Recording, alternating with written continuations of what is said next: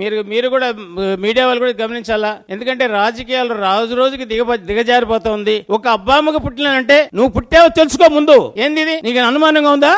ఇంత దారుణంగా మాట్లాడేది ఎక్కడి నుంచి వస్తుంది ఈ మాటలు? మీకు నువ్వు పోయి టెస్ట్ చేసుకుంటావు ముందు. ఇంత వల్గర్గా రాజకీయాలు అంటే నువ్వు ఆడిదేనా? ఆడది ఇలా మాట్లాడొచ్చా? ఎలా పడితే అలా మాట్లాడదు. ఈసారి మాట్లాడితే తగిన ఛాన్స్ చెప్తాం. ఇప్పటికే నీకు ప్రజలు బుద్ధి చెప్తున్నారు. చెప్పిన 45,000తో ఓడిపోయినావు. ఎంత సిగ్గు చెట్టు నీకు. అసలు నువ్వు రావచ్చా? నగిరి నియోజకవర్గం చరిత్రలో లేదు. 4,000, 3,000, 5,000 గెలిచేది 45,000తో ఓడిపోయినావు. అయినా మనం ఇలా మాడుతున్నావు. ఫైనల్ గా చెప్తున్నాను, జీవితంలో నగిరి నియోజకవర్గంలో నువ్వు గెలిచే ప్రసక్తే లేదు. ఛాలెంజ్ చేస్తున్నా. నిన్న జరిగినటువంటి నిండ్రా విజయపురం ఎలక్షన్ లో, అదే విధంగా వడమాలపేటలో అవిశ్వాస తీర్మానంలో ఆమె గెలవలేకపోయినందుకు వచ్చిన ప్రెస్టేషన్ లో మాటలో, లేకపోతే మదం ఎక్కిన మాటలో నాకు అర్థం కావడం లేదు. కానీ ఆమె అనుకుంటా ఉంది నగిరిలో మనం ఆడబిడ్డ కదా, మనం ఏదైనా మాట్లాడితే చెల్లుబాటు అవుతుందని. అయినా సిగ్గు శరం ఉండాలా. ఆడదిగా పుట్టి అమ్మా అబ్బా గురించి మాట్లాడుతా ఉందంటే ఆమె అసలు ఎట్లా మానవ జన్మెత్తిందో మాకైతే అర్థం కావడం లేదు. ఇంకొక మాట్లాడింది, మేమంట పార్టీలు మారే వాళ్ళమంట. మేము ఒకే పార్టీలోనే ఉన్నాం. నీ వల్లనే మేము పార్టీ మారినాం. వేరే వాళ్ళ వల్ల మేము పార్టీ మారలేదు. నువ్వుదా 2004లో నగిరిలో ఓడిపోయావు తెలుగుదేశం పార్టీ తరఫున, 2009లో చంద్రగిరిలో ఓడిపోయావు తెలుగుదేశం పార్టీ తరఫున. మళ్ళీ రాజశేఖర రెడ్డి గారి దగ్గర వచ్చి కాంగ్రెస్ లో చేరాలని ప్రయత్నం చేయండి. నీ ప్రయత్నంతోనే ఆయన అకాల మరణం చెందినాడు. జగన్మోహన్ రెడ్డి దగ్గరికి వచ్చావు. నీవు ఎవరో నాన్ లోకల్ క్యాండిడేట్వి. ఇక్కడ పుట్టింది కాదు, నీదెక్కడో బాకరాపేట. నువ్వు వస్తే మేమందరం ఈ 5 మంది మా అన్నలు మీరని చెప్పి, మా అన్నల కన్నా ఎక్కువ అని చెప్పి మమ్మల్ని నువ్వు రిక్వెస్ట్ చేస్తే 2014లో వడమాలపేటలో ఆ రోజు నేను జడ్పీటీసీ ఎంపీపీగా నిలబడితే, ఆ రోజు నేను నిలబడకపోయింటే నువ్వు గెలుచుంటావా నేను అడుగుతున్నావు. ఆ రోజు మా మండలం ఎంత? 1700 చిల్లర. 2019లో 3000 చిల్లర. మా మండలం లేకపోయింటే నువ్వు గెలుచుంటావా? ఆమంటుంది పంచాయతీ ఎలక్షన్ లో మీ నాయన గెలిపించుకోలేకపోయినావు. ఎస్, దానికి నేను కట్టుబడుతున్నా. ఎందుకు కట్టుబడుతున్నానంటే 2006లో ఇదే మాదిరిగా నీకెట్ట కమిట్మెంట్ తో పనిచేశామో, ఆ రోజు ముద్దుకృష్ణ ఆయన ఎదిరించి సింగిల్ విండో చైర్మన్ గా అమాస రాజశేఖర్కి పనిచేశాం. ఆయన అది కడుపులో పెట్టుకుని పంచాయతీ ఎలక్షన్ లో బయట మధ్యాహ్నం వరకే ఎలక్షన్ జరుగుతుంది. బయట నుంచి వచ్చిన వ్యక్తులకి ఐడి కార్డు లేకుండా 33 మందిని మా మనుషుల్ని బయట తరిమాడు. మేము ఓడిపోయింది కేవలం 7 ఓట్లతోనే. అదే నేను మళ్ళీ 2014లో ఎంపీటీసీకి నిలబడ్డా. నీకు వచ్చిన మెజార్టీ ఎంత? 2014లో 780. నాకు వచ్చిన మెజార్టీ ఎంత? 356 ఓట్లు. అప్పుడు నువ్వా నన్ను గెలిపించింది? నేనే నేను గెలిపించింది. పుట్టుకో గురించి మాట్లాడుతుంది. అసలు నువ్వు ఆడ మనిషివేనా? మీ అమ్మ మీ అప్పకి బతుకుంటే ఇటువంటి దాన్ని మనం కన్నామా అని వాళ్ళే చెదరించుకుంటారు, మిట్టుతో కొట్టుంటారు. అన్నిటికన్నా గౌరవమైనది స్త్రీ. అలాంటి నీకు ఒక అమ్ముంది, నీకు ఒక అత్తుంది, నీకు ఒక కూతురుంది. నువ్వు ఇలాంటి మాట్లాడితే నీవు 2014 ముందు నీ పరిస్థితి అంటే, ఈ రోజు నీ పరిస్థితి అంటే నీ క్యారెక్టర్ తెలుసు కాబట్టి 2024లో 45,000 ఓట్లతో ఓడిచ్చారు. అయినా నీకు సిగ్గు మానవరాల. ఏదో మేమేదో అదేదో ఒక పదం చెప్పింది, మేమేమన్నా అంత పనికి మానవాళ్ళమా? ఎదవలు అంటుంది. ఎవరు ఎదవా? నువ్వే ఒక ఎదవా? తెలియక నీకు గెలిపించాం. ఆమె కన్నా ఇంకా ఎదవ ఎవరు ఉన్నారో? నువ్వు ఎదవని తెలిసినా భరిస్తాను. ఇడిచిపెట్టింది మా తెలుగులో ఒక సామెత ఉంది, ఇడిచిపెట్టింది ఈదికి పెద్దంట. అమ్మారుగా నేను ఒకటే మీ ముఖంగా, మేము ముగ్గురు ఉన్నాం అన్నదమ్ముళ్ళం, మా ముగ్గురు నిలబెడతాం. మా డిఎన్ఏ టెస్ట్ చేయి. నువ్వు నిలబడు, మీ అన్నదమ్ముళ్ళు నువ్వు, నీ డిఎన్ఏ టెస్ట్ చేస్తాం. ఎవరు అమ్మా అబ్బా పుట్టినారో తేలిపోతుంది అప్పుడు. కాబట్టి మేము ఒకటే చెప్తున్నాం, ఇలాంటి మాటలు ఇంత పనికి మాలినటువంటి రాజకీయాలు చేస్తే మేము చూస్తూ ఊరుకోం. విమర్శించమని చెప్పండి, పద్ధతిగా విమర్శించమని చెప్పండి. నేను అమ్మ అప్ప పుట్టు, నువ్వు పుట్టలేదేమో, నువ్వు పుట్టిందానో కాబట్టి నీకు అటువంటి మాటలు వస్తున్నాయి. ఇంకొకసారి ఇలాంటి మాటలు మాట్లాడితే ఖచ్చితంగా బుద్ధి అయితే చెప్తాం. ఏ రకమైన బుద్ధి చెప్పేదాన్ని కూడా మేము సిద్ధంగా ఉన్నాం. మొన్న జరిగిన ఎలక్షన్ లో ఆమె ఒక మాట మాట్లాడింది, యదవులు అబ్బా అమ్మకు పుట్టిన వాళ్ళు అని మాట్లాడింది. ఆ యదవుకు చెప్తున్నాం మేము అబ్బా అమ్మకు పుట్టిన వాళ్ళమే. మా అమ్మ పేరు మంగతాయమ్మ, మా నాయన పేరు నారాయణ స్వామి. 70 ఏళ్ళ పంచాయతీలో సర్పంచ్గా ఏకగ్రీవంగా చేసిన చరిత్ర మా ఇంటికి ఉంది. అది ఆమె ఫస్ట్ తెలుసుకోవాలి.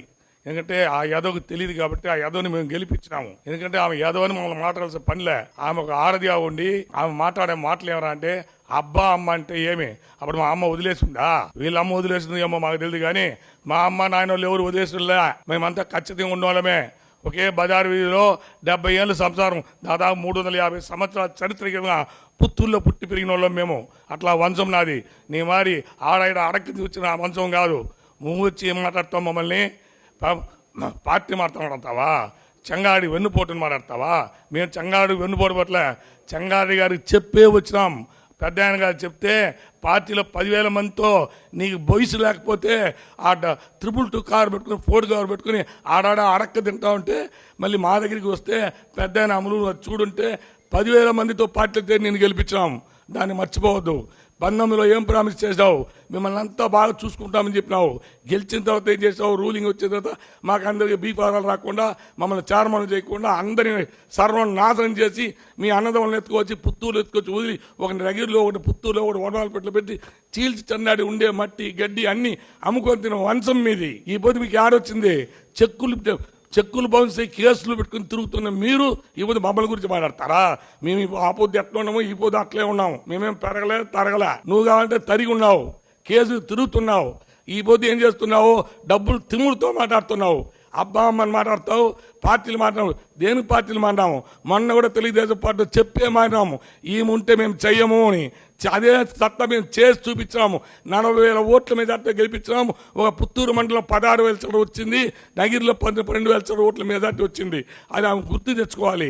ఎంతసేపు నోరు ఉంది కదా, నీ ఆడది కదా, నేను వాడిని యాదవ్ అంటాను, వీని కమిని అంటాను, వీని పొరికి అంటాను అంటే సేమ్ డైలాగ్ మేము కూడా చెప్పవలసింది వస్తుందని కూడా మీ సభాముఖంగా తెలియజేసుకుంటున్నాము. ఇంకోటి కూడా మర్చిపోకూడదు. మా ఇంటికి 2014లో మా ఇంటికి రాత్రి 7:30కి వచ్చి అడుక్కునింది. నేను పోయి అడుక్కోలే సీట్కి. బీఫార్ నేను పోయి అడుక్కోలే. నేను ఇండిపెండెంట్గా 2095లో ఎంపీటీసీకి ఇండిపెండెంట్గా 10 సీట్లు గెలిచినోండి నేను పుత్తూరులో. ఈమెమో నాకు కథలు మాట్లాడుతూ ఉంది. ఈమె వార్డు తెలుదు, ఊరు తెలుదు, పేరు తెలుదు. నిన్న మొన్న వచ్చి ఆడుకుంటా ఉంది ఈమె పుట్టింది ఎక్కడో, ఆడుకునేది ఎక్కడ మెడ్రాస్లో. మమ్మల్ని ఏంది మాట్లాడేది ఈమె. కాబట్టి నోరు అదుపులో పెట్టుకొని మర్యాదగా ఉంటే మంచిదని కూడా నేను ఈ పత్రికాముఖంగా ఆమె తెలియజేస్తున్నాను. ఇక్కడితో ఆమె వదిలేసి ఇంక మీద మాట్లాడే మాటలు రాజకీయంగా నువ్వు ఎట్టేదగాలని అట్టు ఎదుగు. ఎందుకంటే ఇది ఒకరికి చెడ్డ పేరు కాదు. ఆ పార్టీలో వైఎస్ఆర్ కాంగ్రెస్లో అప్పటి నుంచి నోరు వల్లనే వైఎస్ఆర్ కాంగ్రెస్ పార్టీ ఇంత గతికి వచ్చింది. మొన్న ఈ నోరు గమ్మనుంటే ఇది ఏమి రాదు.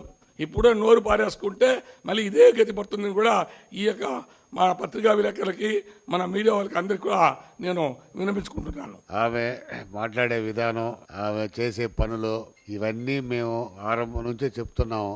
ఇది సరిలేదని. ఏ రోజు మమ్మల్ని ఆమె గౌరవించకుండా వాళ్ళ అన్నదమ్ముల మాటలేని గ్రూపులు తయారు చేసి సర్వనాశనం అయిపోయింది. సర్వనాశనం అయిన తర్వాత కూడా ఇంకా బుద్ధి రాలేదు ఎదవకి. ఇంకా కూడా ఏదేదో మాట్లాడతారు, తెలివి తక్కువ మాట్లాడుతున్నది. ఎదవలకు పుట్టిన వాళ్ళే ఎదవలుగా ఉంటారు. ఆ ఎదవలే ఎదవతనంగా మాట్లాడుతుంటారు.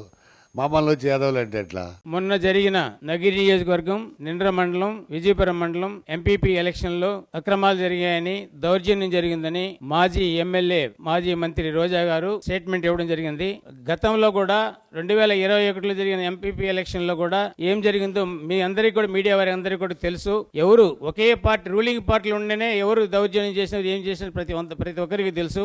ఆ రోజు నాకు 6 మంది ఎంపీటీసీలు ఉంటే వానికి అభ్యర్థి లేకపోయినా కూడా మాలో గెలిచిన ఒకరిని తీసుకెళ్లి ఆమె క్యాండిడేట్ గా ప్రపోజ్ చేయడం జరిగింది. ఆ క్యాండిడేట్ కి ప్రపోజ్ చేసేదాన్ని కూడా ఫస్ట్ క్యాండిడేట్, సెకండ్ లేకుంటే తెలుగుదేశం పార్టీ నుంచి తీసుకొచ్చి వాళ్ళకి ప్రపోజ్ చేయడం జరిగింది. ఆమె ఈ మీద మాట్లాడిందంట, ఒకరికి సంసారం, ఒకరితో తాళి కట్టించుకుని ఇంకొకరితో సంసారం చేస్తున్నారని చెప్పి, ఏదో చేస్తారని చెప్పిందంట. అది ఆమెకే తెలియాలా ఎవరు చేస్తున్నారని చెప్పి. ఈ రోజు ఆమె చేసిన పని ఏమి? ఆ తెలుగుదేశం క్యాండిడేట్ నే ఈ రోజు నిండ్ర మండలంలో ఎంపీపీ అభ్యర్థిగా ఆమె కంటెస్ట్ చేయించింది. అది ఎవరికి వర్తిస్తుంది? అది ఆమెకే వర్తిస్తుంది. ఇంకోటి చెప్పింది, ఆమె శ్రీశైలం చైర్మన్ గా ఆమె ఇప్పించిందని చెప్తుంది. నేను ఆమెకి ఎమ్మెల్యే బీఫార్మ్ ఇప్పించింది నేను. ప్రజలందరికీ తెలుసు. కావాల్సింటే జగన్మోహన్ రెడ్డి గారిని అడగమని చెప్పండి. నా ఇంటికి వచ్చి నన్ను అభ్యర్థిస్తేనే నేను డ్రాప్ అయినాను. ఫస్ట్ లో జగన్మోహన్ రెడ్డి నా పేరు ప్రపోజ్ చేస్తే ఆమె నాకు బీఫార్మ్ ఇచ్చడం ఏమింది? అదేవిధంగా 2014 ఎలక్షన్ లో ఆమెకి గెలిచినప్పుడు మా అందరికి గడ్డాలు పెట్టుకుని ఏడ్చింది, మా అన్నలు గెలిపించారని చెప్పి. ఈ రోజు ద్రోహం చేసినారని చెప్తుంది. ఆమెకి మాట్లాడడానికి ఎలా అంటే అట్లా ఎట్లా అంటే అట్లా మాట్లాడుతూ ఉంది.